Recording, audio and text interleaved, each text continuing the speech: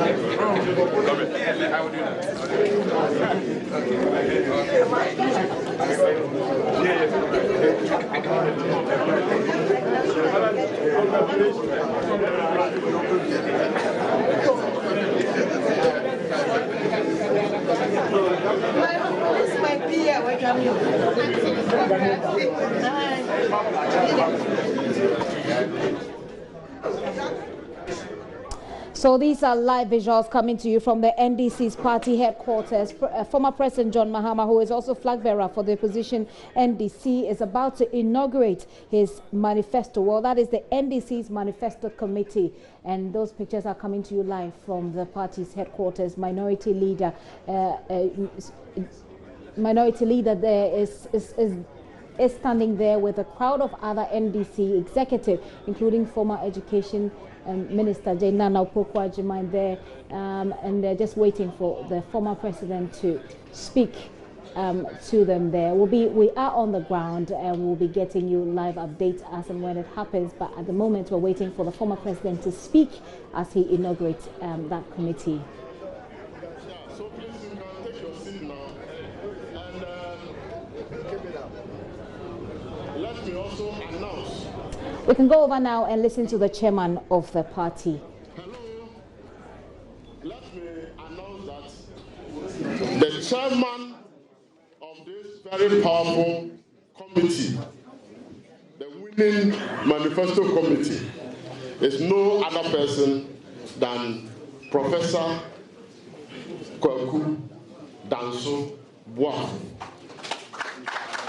Professor Kwaku Danso Boafo has been Minister of Health under President Mills' administration, and then former President Ronnie's administration, and then became Ghana ambassador to Cuba and the Caribbeans, and then became Ghana ambassador to the United Kingdom.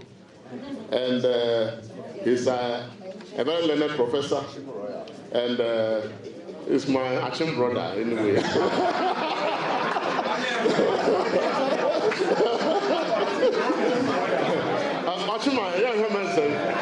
I want to invite my Ochimai brother and friend to come and respond on behalf of members of the committee. Let's give him a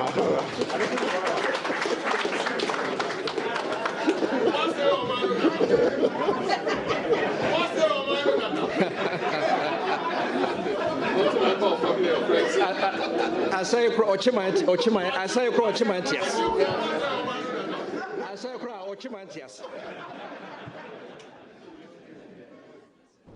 Those are visuals coming to you live from the NDC's headquarters. We'll be crossing over shortly. But let's go over to the NDC headquarters where the flag bearer, John Mahama, is speaking.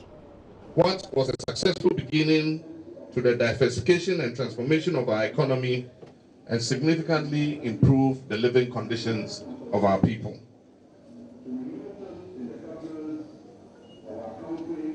Comrades, in the past, our manifesto had been drawn up by a technical committee set up by the party, largely based in Accra, and producing for the party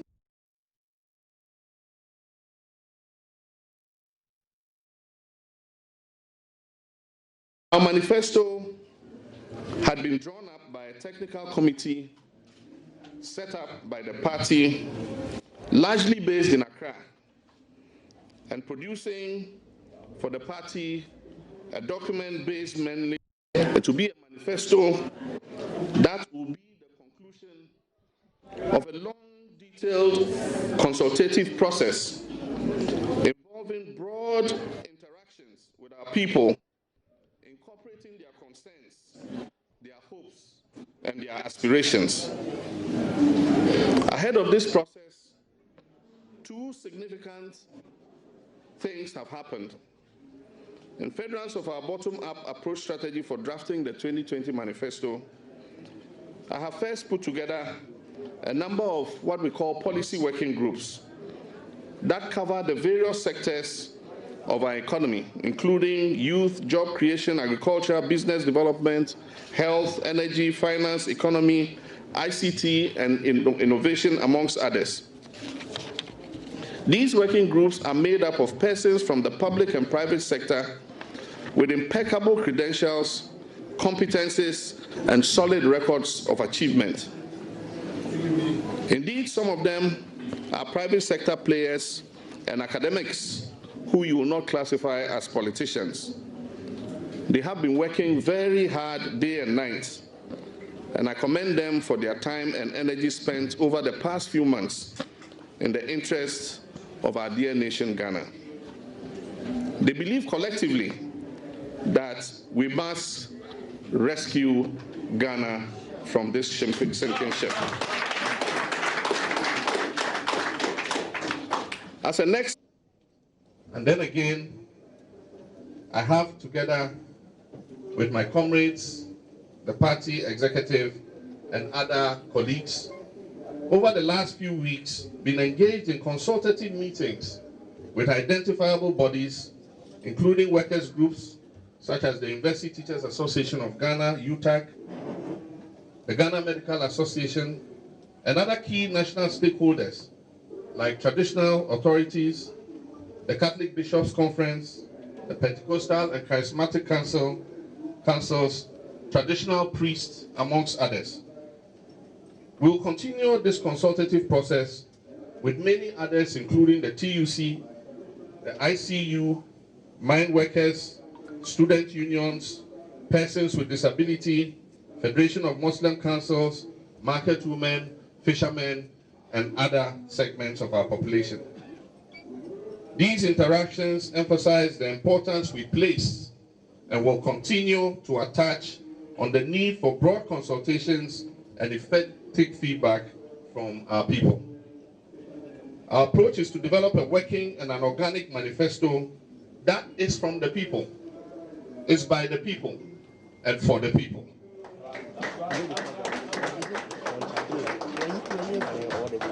The 2020 NDC manifesto will be an affirmation of the sacred working contract we want to have with Ghanaians. And I promise you, we shall keep our promises.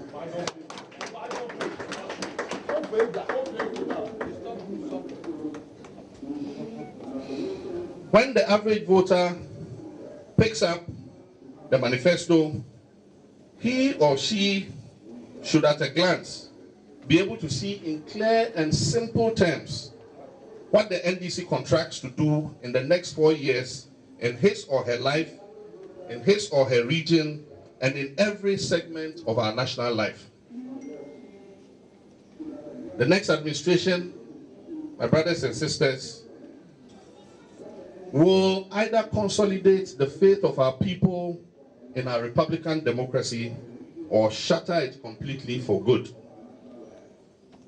NDC, through this manifesto and pragmatic policies, will restore the confidence of our people not only in our democracy, but in the greatness of our country.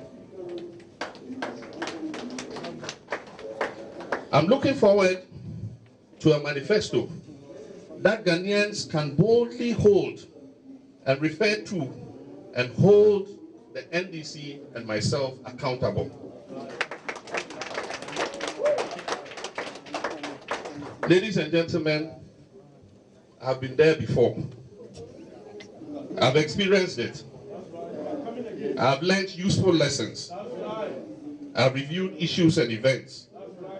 And I'm coming back to you together with my party, the NDC, with what will be a practicable strategy for laying a solid foundation for the transformation of our country.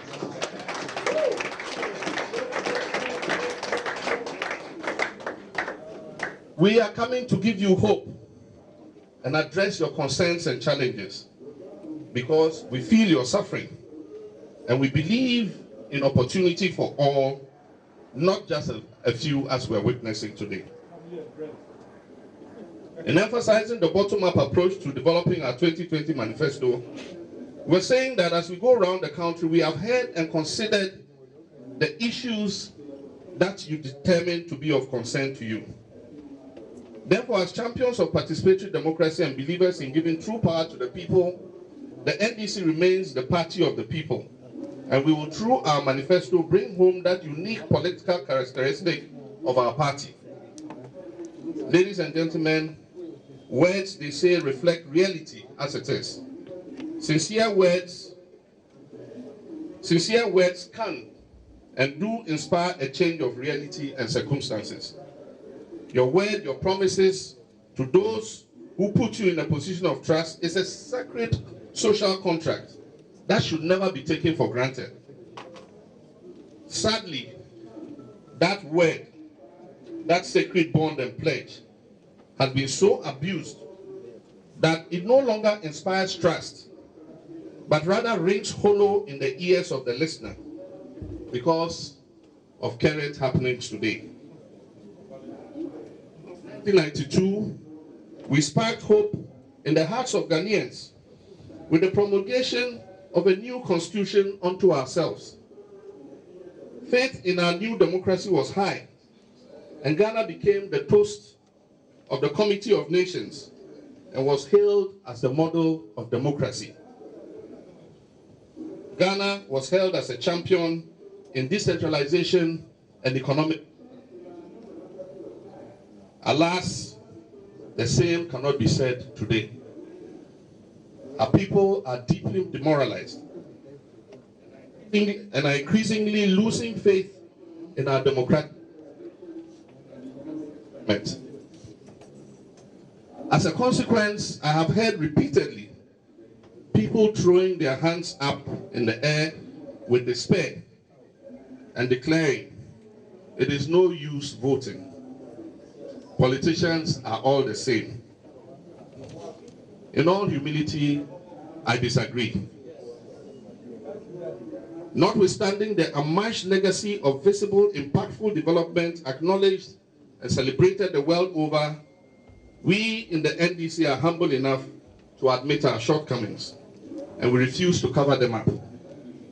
It is this admission that has led to sober reflections and corrective measures to give Ghanaians even better leadership when the NDC and I are elected by the good people of Ghana in December 2020.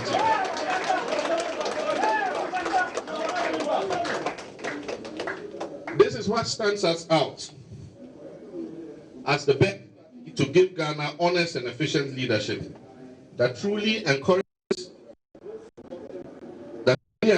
both supportive and dissenting views and contributions from our citizens. The party that I lead and experience with a singular focus of producing results for Ghanaians, not excuses or the blame game. Honor is an invaluable currency I do not take for granted. I stand by my words that notwithstanding the misinformation and propaganda of our opponents and their insincere promises, we in the NDC will not lie to Ghanaians.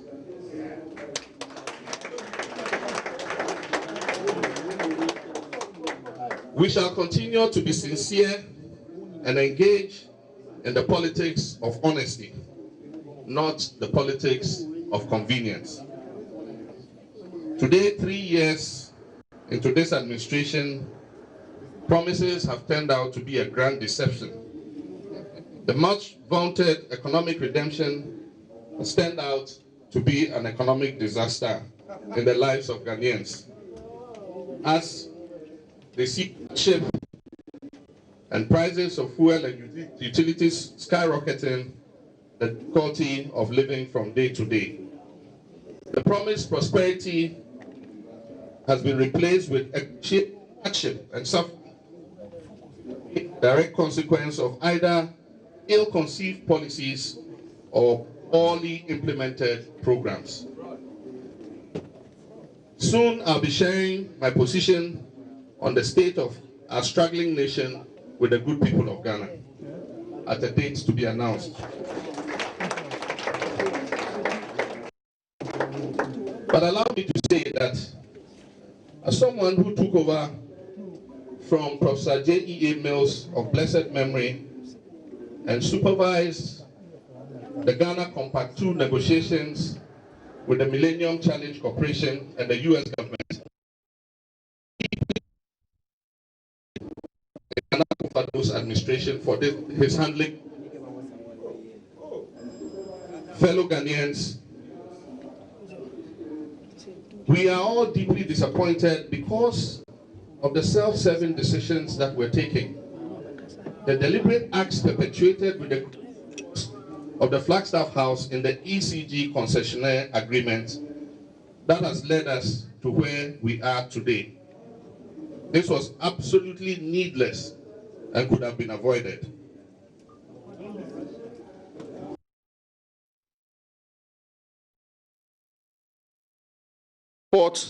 Of the Flagstaff House in the ECG concessionaire agreement that has led us to where we are today.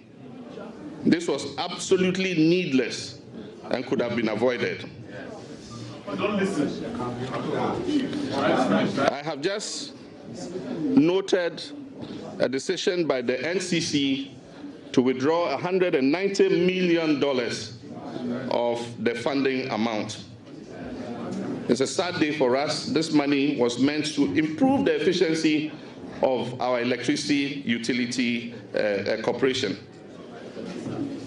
Let me emphasize that these shady happenings were absolutely avoidable if the right decisions were taken with the future development of Ghana in mind, and not parochial decisions that reflect the sad and worsening situation of state capture that we're increasingly experiencing under the Akufo-Addo administration.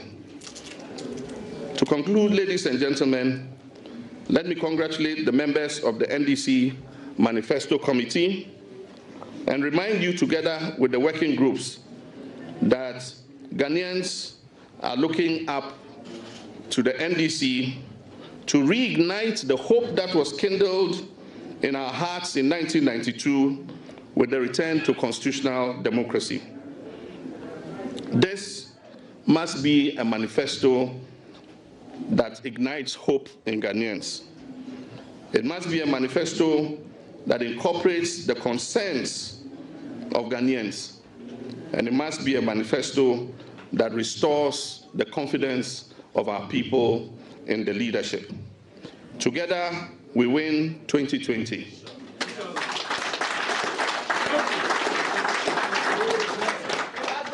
I thank you very much. May God bless Ghana. May God bless the NDC. Thank you.